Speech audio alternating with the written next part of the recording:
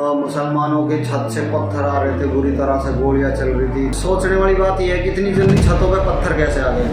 जावेद का भाई साहब आप पता करना किसी से भी, इनका जो बहुत क्रिमिनल रिकॉर्ड रहा है सभी का, मतलब इसके जो लड़के हैं उनका, इनका सब, ये एक सोची समझी साजिश थी कहीं ना कहीं। भाई हिंदुओं को भाई डराने का एक वो था कि दुखद घटना थी, जैसे हमारे पास खबर आ रही थी कि भाई कि वहाँ हिंदुओं के साथ ऐसे हुआ, ये हुआ वो, तो हमें भी लग रहा था कि यार ये गलत हो रहा है। तो कुछ मैं घर पे था तो फ़ोन आता है भाई किसी भाई का नगर कि वहाँ पे भाई लोग मतलब पत्थर मार रहे हैं, गोली चला रहे हैं बाईपास में। तो हम लोग वहाँ गए कि भाई देखने के लिए क्या हो रहा है। तो वहाँ देखा तो मुसलमानों के छत से पत्थर आ रहे थे, बुरी तरह से गोलियां चल रही थी। छतों पे अलग अलग छतों पे खड़े हो गए और अलग अलग कॉलोनियों के उस मतलब रोड पे। और इतनी जल्दी सोचने वाली बात यह है कि इतनी जल्दी छतों पे पत्थर कैसे आ गए। तो मतलब सोचने वाली बात है कि कहीं ना कहीं एक रणनीति थी कि 3-4 छतों पे पत्थर बरसाने और फिर गोलियां बरसानी, इतनी जल्दी हथियार। और हथियार भी शायद मेरे हिसाब से रेंज आपकी कम से कम 100-200 मीटर पे रेंज मार रहे हैं, मतलब हथियार से। जो हमारे गांव के बच्चों को गोली लगी है वो काफ़ी दूरी पे लगी है।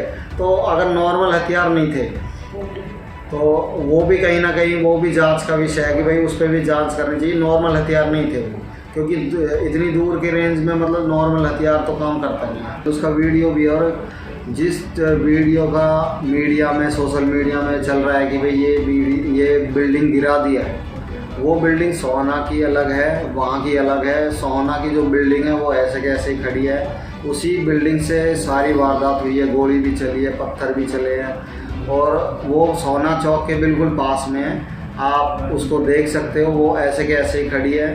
और वो हाकम है जो उनके बच्चों की वहीं से उन्होंने गोली या पत्थर जो भी चलाए थे, और वो क्रिमिनल हैं सारे के सारे। वो उन पे ऑलरेडी पहले से भी केस चल रहे हैं, उन लोगों पे, सभी पे, ज़्यादातर पे, उनके जो बच्चे हैं सब पे 307, 302 पहले से भी केस हैं। वो क्रिमिनल टाइप के ही लोग हैं। और ITI जावेद कॉलोनी के जितने बच्चे हैं उनमें से आप लगा लो कि कम से कम भी 20% लोगों पे क्रिमिनल रिकॉर्ड है, सब पे ऑलरेडी केस चल रहे हैं। ये एक सोची समझी साजिश थी कहीं ना कहीं। भाई हिंदुओं को भाई डराने का एक वो था कि क्या कि मोदी सरकार में कुछ हम लोगों ने सोचा है कि हम मतलब खुल के जी सकते हैं।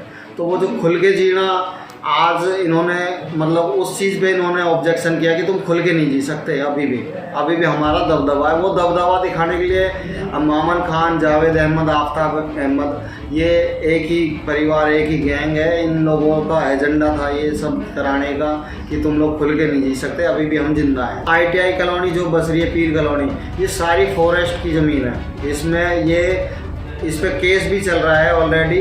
ये और 5 एकड़ ज़मीन और है इसके साथ में, उस पर केस चल रहा है। ये इन्होंने अवैध कॉलोनी बसा रखी है और इस पर ऑलरेडी केस चल रहा है। फॉरेस्ट की ज़मीन है ये, बिल्कुल ही मतलब सरासर गलत कॉलोनी है। और इसमें जितने भी क्रिमिनल, ये इसमें ज़मीन जो है ज़्यादातर मतलब फॉरेस्ट की और वन विभाग वालों की है। इस पर ऑलरेडी केस चल रहा है। इस पर पहले भी पीड़ा पंजा चलने की संभावना थी आज से 6-7 महीने पहले, लेकिन किसी न किसी कारण वो डिले हो जाती है।